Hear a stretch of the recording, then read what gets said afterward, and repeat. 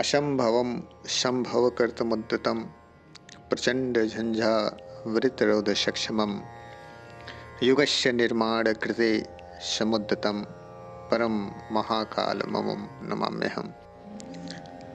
जब कभी मनुष्य संकट से गुजरता है, उस दौरान जब जब भी परिस्थितियाँ अपने हाथ में नहीं दिखाई पड़ती हैं, तब तब मनुष्य श्रद्धासिक्त होकर भगवान के सामने नतमस्तक होता है और मन अनायास ही उन दुखों से निवृत्ति पाने के लिए प्रार्थनारत हो जाता है। जी हाँ, प्रस्तुत घटना एक शिष्य का अपने गुरु के प्रति श्रद्धा तथा एक गुरु का अपने शिष्य के प्रति प्रेम, दायित्व और स्नेह को दर्शाता है। तो आइए सुनते हैं एक गुरु का संस्मरण उस शिष्य के ही शब्दों में। नमस्कार, हम 1980 में ही गायत्री परिवार के संपर्क में आए।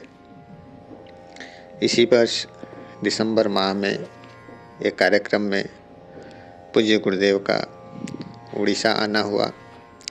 उस कार्यक्रम में उनके विचारों को सुना और उससे बेहद प्रभावित हुआ। उसने अंदर तक झकझोर दिया। पहली बार मुझे लगा कि मुझे गुरु की आवश्यकता है तथा गुरु के महत्ता का ज्ञान हुआ। मैंने उसी समय पूज्य गुरुदेव से दीक्षा लेने की सोच ली।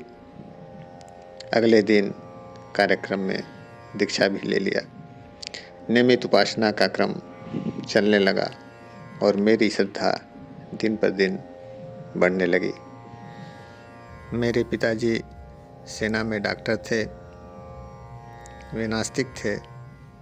उनका खान पान एकदम उल्टा था। धर्म आध्यात्म पर बिल्कुल आस्था नहीं थी। एक बार वे छुट्टी लेकर घर आए। उनको प्रोस्टेट का ऑपरेशन कराना था। उन्हें राउरकेला के IGH अस्पताल में दिखाया गया। चिकित्सकों ने कहा कि ऑपरेशन की कोई आवश्यकता नहीं है, कुछ दिन अभी और टाला जा सकता है। लेकिन पिताजी का ऑपरेशन के प्रति धुन सवार था। वे न तो डॉक्टर की बात मान रहे थे और न ही हम लोगों की। इस तरह उनकी जिद के आगे किसी की न चली। उनकी हठधर्मिता पर चिकित्सकों ने सर्जरी कर दी। ऑपरेशन को पिताजी बहुत साधारण रूप में ले रहे थे। चूँकि स्वयं वे पेशे से डॉक्टर थे, अतएव वे इसे गंभीरतापूर्वक नहीं ले रहे थे। गंभीरता तो तब समझ में आई जब सर्जरी के बाद उन्हें होश नहीं आया। धीरे धीरे समय व्यतीत होने लगा। जब 24 घंटे बाद भी होश नहीं आया तो डॉक्टर भी चिंतित होने लगे। होश में लाने के विविध उपाय किए जाने लगे। वह भी जब सफल नहीं हुए तो चिकित्सकों ने अपने हाथ खड़े कर दिए। उन्होंने कहा कि उनकी जान को अब खतरा है। हमने सारे उपाय कर लिए हैं, पर कुछ समझ नहीं आ रहा है कि इतना छोटा ऑपरेशन कैसे इतना जटिल बन गया। डॉक्टरों ने कहा कि इस तरह का ऑपरेशन आम बात होती है, बड़ी सरलता से हो जाता है, लेकिन यहाँ तो मामला ही बहुत पेचीदा हो गया। इस तरह धीरे धीरे 6 दिन बीत गए। उन्हें होश नहीं आया। मैं बहुत परेशान हो उठा। जब कोमा की स्थिति बनने लगी तो मेरा चिंतित होना स्वाभाविक था। मुझे कुछ सूझ नहीं रहा था कि मैं क्या करूं। बार बार डॉक्टरों से आग्रह करता, डॉक्टर साहब प्लीज़ कुछ कीजिए ताकि पिताजी होश में आ जाएं। वे कहते उन्होंने सारे उपाय कर लिए जो उनके हाथ में थे, अब तो इनका जीवन ऊपर वाले के हाथ में है, भगवान ही इनकी रक्षा कर सकते हैं। आप उन्हीं से प्रार्थना कीजिए, शायद कोई चमत्कार हो जाए। मेरे गुरुदेव के प्रति अगाध श्रद्धा थी।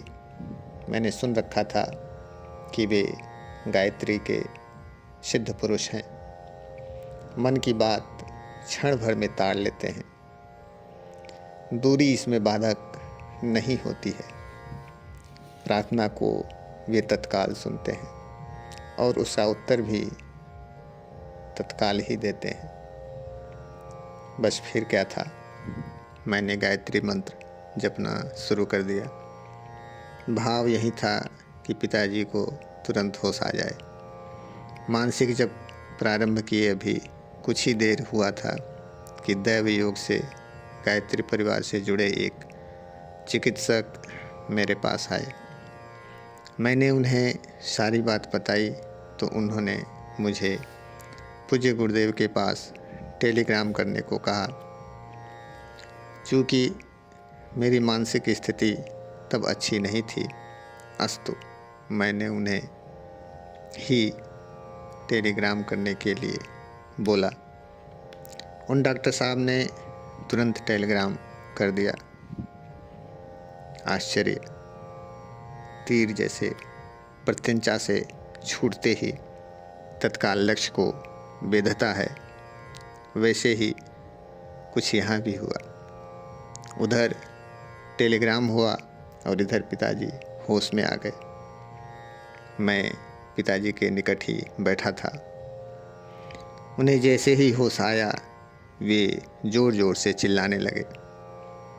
मैं उनकी आवाज़ सुनकर हड़बड़ा कर उठ बैठा। वे चिल्ला चिल्ला कर कहने लगे कि खिड़की खोल दो, खिड़की खोल दो, खिड़की खोल दो। मुझे कुछ समझ में नहीं आ रहा था कि मैं क्या करूं। इसी तरह आधा घंटा बीत गया। पिताजी पूरी तरह होश में आ गए तो वे मुझे पकड़कर रोने लगे। मैं भी अपने को संभाल नहीं पाया और आँखों से आंसू बहने लगे। बड़ी मुश्किल से मैंने अपने आप को संभाला और पिताजी से पूछा, आखिर बात क्या है? आप क्यों रो रहे हैं? वे फूट फूट कर रो रहे थे, इसलिए कुछ बोल पाने में असमर्थ थे। बस वे सामने की दीवार पर टंगे पूज्य गुरुदेव के चित्र की ओर इशारा कर रहे थे। मैं कुछ समझ पाने में असमर्थ था कि आखिर वे कहना क्या चाहते हैं। जब वे बिल्कुल सामान्य हो गए तो बोले, बेटा मेरी मृत्यु हो गई थी। मैंने देखा एक बहुत बड़ा जंगल है, उस जंगल में बहुत बड़े बड़े पेड़ हैं। वहीं मैं एक स्थान पर निष्पन्द होकर लेटा हूँ। मेरे अगल बगल ढेर सारी लाशें हैं। सारी लाशें सफ़ेद कपड़ों में लिपटी हुई हैं। मैं स्वयं को देखकर भयभीत था कि अब मेरी मृत्यु हो गई है। पिताजी पूज्य गुरुदेव के चित्र की ओर इशारा करते हुए बोले। तभी ये अकस्मात प्रकट हुए और मुझे अपने शरीर में पुनः वापस जाने के लिए कहे, परंतु मैं अपने शरीर में पुनः वापस जाने में असमर्थ था। उनके हाथों का हल्का धक्का मुझे मेरे शरीर में प्रवेश दिला दिया। इसी प्रकार मैं फिर शरीर में वापस आ गया और जीवित हो उठा। पिताजी मुझसे अपनी बातें कह रहे थे और मैं गुरुजी द्वारा पिताजी को दिए गए इस जीवन दान की घटना से हर्षित होकर उन्हीं में खो गया। मेरा मस्तक उनके चरणों में नत था और उन्हें लाख लाख धन्यवाद दे रहा था। आंखों से अविरल अश्रु प्रवाह निकल रहा था।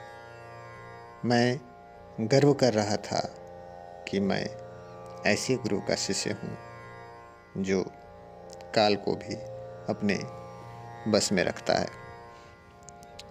उन महाप्रज्ञ को एक बार पुनः नमन, क्योंकि उन्होंने अनहोनी को होनी और असंभव को संभव कर दिखाया था।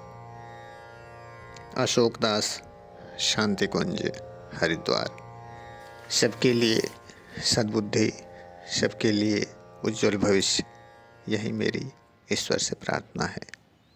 हमारे YouTube चैनल अध्यात्म को सब्सक्राइब करें और वीडियो पसंद आए तो लाइक करें। वीडियो को आप अपने दोस्तों व मित्रों के साथ शेयर करें और बेल आइकन दबाना ना भूलें, जिससे आगे की गतिविधियां प्राप्त हो सके। धन्यवाद।